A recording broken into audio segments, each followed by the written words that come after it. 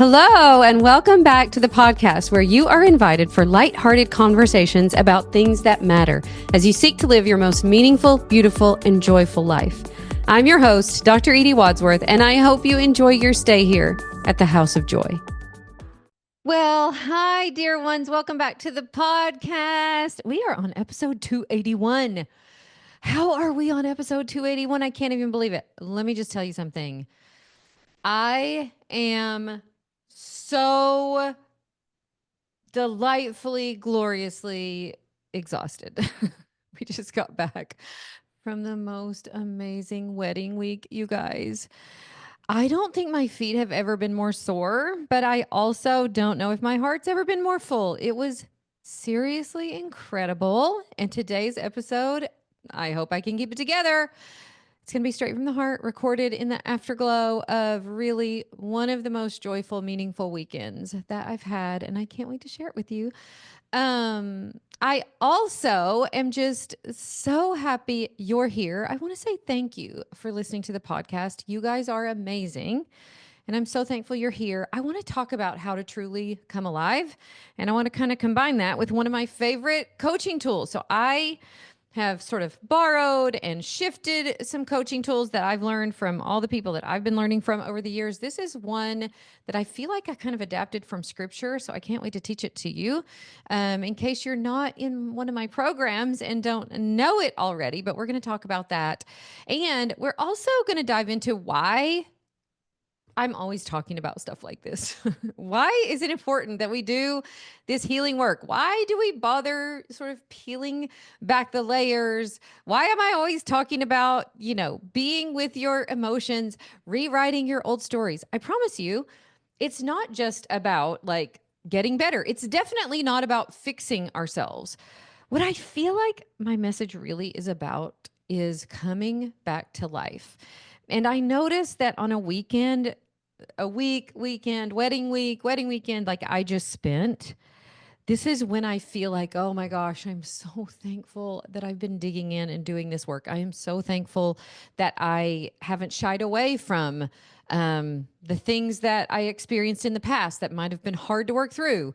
I'm so thankful that I have done the work to come back to life so that I could live free and joyful with so much love. I really feel like this is the way God intends us to live. And it's not that we can always live in that kind of, joy and freedom. But what I want to talk about today is how we get back to there as fast as possible. And we don't stay stuck in a lot of negative cycles or cycles of self-sabotage or whatever. So I really want to remind you that if you're a faithful listener to the podcast, first of all, I applaud you because we go deep here. But I do believe that this is one of the most powerful, sacred things that you will say yes to is your own healing so that you can experience the fullness of life, so that you can then share that with other people. So we just got home last night from those beautiful cornfields of Iowa where I attended just literally one of the most gorgeous weddings, you guys. Our son Marcus got married to the love of his life, Amanda. They planned just the most perfect wedding. It was incredible. Our whole family was together except for Katie Bug. I missed my Katie Bug, but all of us were together except for Katie, the grandbabies. We rented a big house in Des Moines with a pickleball court so that all of our downtime could, have a little family friendly competition in there. And it's crazy because I've been talking about pickleball for a couple of years and I've never really been able to get Stevie interested in it. He was always like, until this weekend. And you guys, he fell in love with it. We are already talking about, we had a bunch of water damage at our cabin in Minnesota. So we're having to redo the whole thing. And I'm like, while we have everything torn up, including the yard, Stevie, maybe we should have a pickleball court. And so he's been doing some research, you guys. So if we end up with a pickleball court in our little cabin in Minnesota, I will be so thankful. We ended up the day after the wedding. Everybody was just so blissfully tired. You guys, I'm not kidding you. I got 19,000 steps from dancing. So my feet are sore. And, but the day after, we were all like kind of, sluggish to wake up after all the fun and dancing. And we ended up in this such a fun little pickleball tournament with the family. It was so great. Marcus and Amanda came over. They weren't leaving until their honeymoon, actually until Monday. So fun for them. But anyways, it was so amazing. The wedding itself, oh, just watching Marcus and Amanda together, the love that they have created together, the beautiful wedding that Amanda and her family hosted, dancing the night away with my grandbabies. I danced for 2 hours with a grandbaby on my hip. And then after the grandbabies left, we just kept at it. Just so much celebrating, so much dancing. It kind of all came to a crescendo when we sang and danced to Bohemian Rhapsody at the end of the night. It was iconic. And as I collapsed into bed that night, my heart literally overflowing, you guys. I literally cried all the way home. Just tears of joy, tears of sadness that I was leaving my family. But when I got into bed that night with just such an overflowing heart, I kept thinking to myself, this is why. This is why we do this work. This is why we heal. This is why we fight to live as the truest version of ourselves. This is why. Not to check boxes, not to say how disciplined we are or good we are, but to be fully alive in our own lives. To have the energy to dance till midnight, to have the energy to hold your grandbabies while you dance, play in the floor, like all of the fun stuff that we did. Having the energy to really pour into your people, to play fun games together, the freedom to laugh without holding back, the courage to let all those tears come out when so many times I cried on our last day. But when we left our little grandbaby, Junie, who we probably won't see for a couple months, and her parents that we love so much, we were just ball crying. It took me forever to get over that. And then when we ended up flying home with Ellie from Des Moines to New York, and then we flew home from New York. But when we left her in New York, it just came over me. I could not stop crying. When I got home, I bawled some more. But I do feel like this is the point, to really be present for your life. The capacity in your heart to soak it all in, to love it all, to say yes with your whole soul to the life that God is putting right in front of you. And it makes me so thankful that that I found coaching, that I found this work that has really helped me do that. So I think sometimes we think that healing is some elusive finish line, something that we're going to finally achieve one day when life stops throwing us curveballs. And let me just say, that's not how it works. And I even feel this way, that what if healing so that we can be our whole true selves isn't necessarily even about life getting easier, but us getting stronger, us rising to the occasion of our lives, where we're more resilient, more open, more alive than we've ever been. It's not even about never feeling triggered again. It's about knowing who you are.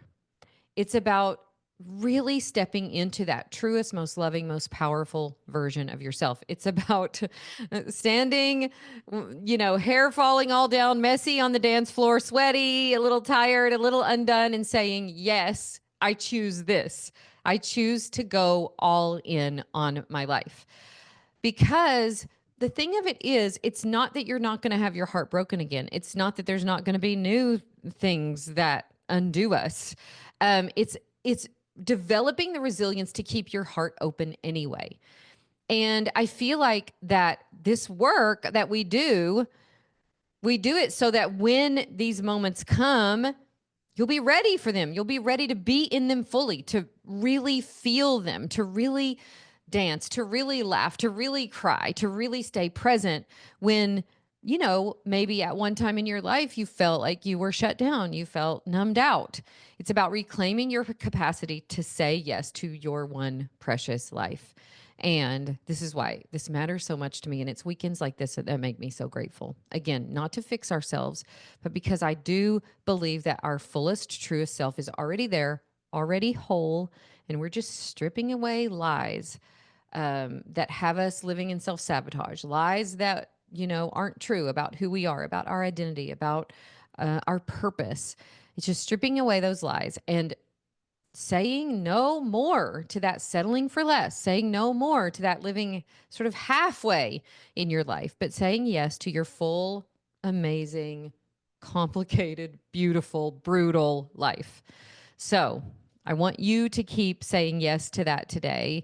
And I want to give you this tool that I really do think will help, that has really helped me over the years. And what I like to call this is the true self, false self tool. And what I mean by true self, false self is if you think of in the scriptures where it talks about the new man, the old man, if you think about, you've probably heard, in like when you were maybe reading in psychology, you'll hear people talk about the ego. So the ego would be the false self. And so you think about like, oh, okay, I see where we're going here. This sort of true self, false self is basically, are you willing to, because I do believe that that truest version of us, that version of us that's illuminated by God's Spirit, that version of us that loves with our whole heart, that version of us that's forgiving, that version of us that's, really, really willing to be fully alive in your human life, which is sometimes really hard to do without all of the masks, without all of the walls that we put up to keep people from really seeing us and knowing who we are. And I do think that inside of us, we have sort of this competing true self, false self. The false self being the voice of the ego, obsessed with image, fear, scarcity, always wanting approval, always wanting certainty. The true self being grounded in love, purpose, power, trusting in God, believing the things that God says about us. Those are always competing inside of us. And one of the things that has really, really helped me as I navigate this and as I have learned how to use this tool, because here's what I find that my coaches use and that my clients use in my program is that when you can develop a really strong relationship with that version of you, illuminated by God's Spirit, living from love, when that version of you is running your life, you become your best coach. You can ask yourself, like, what would my truest self do? The version of me guided by love and truth and beauty and goodness and kindness and forgiveness. And just becomes this way where you can get yourself back to where you want to be, even if it's easy for you to find yourself living small and living with, jealousy or living in comparison or, living as a people pleaser or all these ways that we kind of live as our false self. This tool can help us get back on track faster. And it's not that the false self isn't going to be here, because she's going to be here. I've heard this teaching before by psychologists, even Carl Jung and his work will talk about the shadow self or the ego. And I've heard this talked about where, the ego is that version of us that's protecting us. The ego is there for a reason. Like God is the one who designed us this way, right? And so we have this ego that protects us and sometimes from trauma in childhood, sometimes from whatever has happened to us in our past. For good reason, we develop these coping strategies that get us through that hard thing, that get us through danger, that keep us safe. And the ego is always trying to do that, trying to keep us safe. But as we mature and as we become more whole and as we heal ourselves from a lot of these things that have happened, we can live more as our true selves. We can tell the ego, like, I know you're trying to protect me. I know that you feel like you didn't get these needs met, so this is how you're showing up, but I've got us now. I am illuminated by God's Spirit. I'm created in God's image, and I've got us, and I can lead us through this. And that true self that, doesn't live from fear, but lives from love, that lives from abundance, that lives in this divine identity that God has given us. She is the one that can run the show and give you a full life where you can be awake and present for everything, where you're not always going around in fear, wondering what people think, or, numbing yourself with busyness or food or alcohol, or, scrolling social media, or where you're avoiding putting your dreams out there or your voice out there. and really learning to live so much more from your true self that is grounded in love and grounded in worthiness and grounded in God's truth about us. We are his beloved. He loves us so much. He loves even our false self, you guys, our ego. He died for that version of us. He loves us so much that he redeemed us. And so there's nothing to hide. We don't have to hide that weak version of us that feels needy sometimes. We can just show up with compassion to that version of ourselves and bring ourselves back to this question of what would my true self think about this situation? What would my true self do? Now, let me give you an example that will help you kind of understand what I'm talking about. So, I got a text last week, and it was from a friend of mine that I hadn't heard from in a while.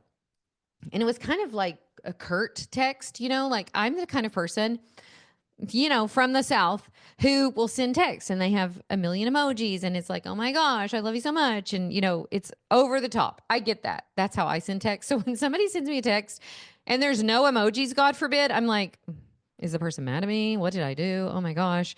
My false self starts to come out. I'm thinking, oh gosh, this feels like, oh.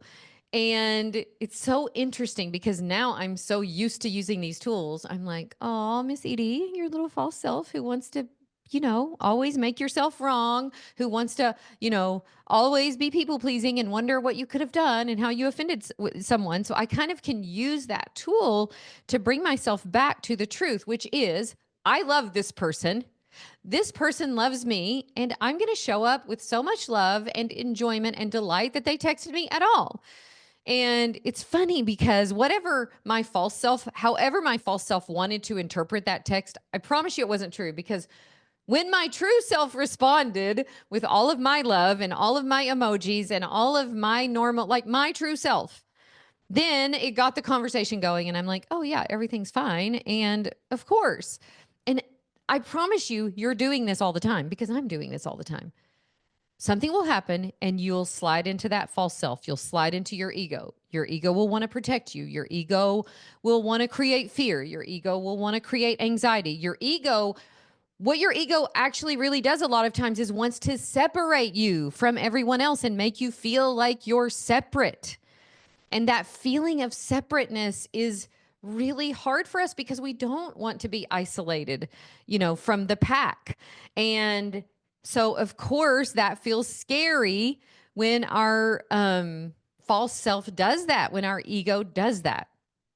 And so, this is where it is so powerful to recognize, when am I sliding into my ego? When does my little hurt self, my wounded self, that sort of childlike version of me, when is she showing up trying to interpret things in the most negative way? And how can I, my true self, my wise, filled with the spirit of God self, how can I show up and reassure her, that little wounded version of me that is just wondering if I'm going to be loved? How can I show up and I provide the comfort and I remind her who she is in God? And then I can then take over. And what we have in our world today, in case you haven't noticed, is a bunch of people living from their false self, a bunch of people living with grudges and resentment and bitterness and fear and comparison. And just so few people show up to their lives fully alive, ready to connect. And the thing that's at stake if we don't do this is we just don't feel connected to people, because our brains are always trying to figure out how we're different, how we're not part of the crowd, how, we're being rejected, how we need to protect ourselves, instead of that true self version of us is always connecting, always loving, always seeing the best in people, always interpreting things in their best light. And man, how it would change our lives to live more from our true selves, not trying to look for ways in which we're slighted, but try to look for ways in which we can connect, in which we can create love and connection. And I was thinking about this from this weekend because there was just so many different moments like this. Just people that I met at the wedding this weekend, I was like, oh my gosh, this person is just so genuine, so full of love, so kind, so welcoming, so easy to connect with. Like when you meet somebody who is living this way, I'm just telling you, it's magical. It's magnetic. You want to spend more time with them.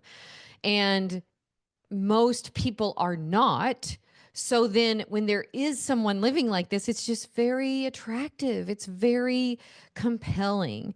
And not just that, but then you get to enjoy yourself so much more because you enjoy your life when you're living as your true self.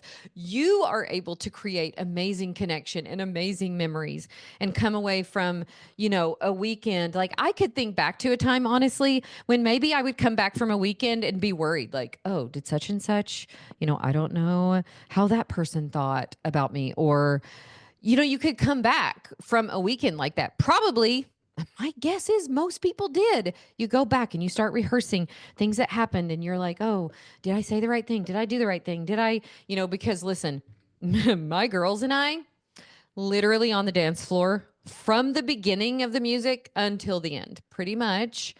And there were moments where it was just the three of us, but we were having so much fun. I'm so conscious too of like wanting to be a good guest at something like that. Like, no, I want the bride and groom or wherever you are, maybe it's not a wedding.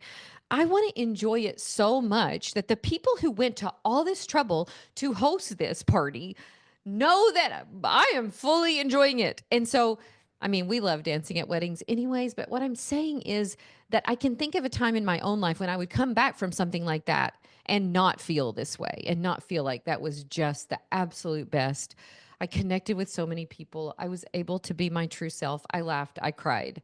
I experienced the full range of, human emotions, and there was so much joy. And, as we're heading into probably a season for a lot of us where there's a lot of gatherings, there's going to be a lot of times when you're together with people at dinners and you're together at people, with people at events or for the summer or whatever. And I had set the intention. I actually did some journaling before I went to the wedding last week, and I just set the intention of how I wanted to show up, how I wanted to experience the wedding, how I wanted to bless other people while I was there, things that I wanted to make sure I said.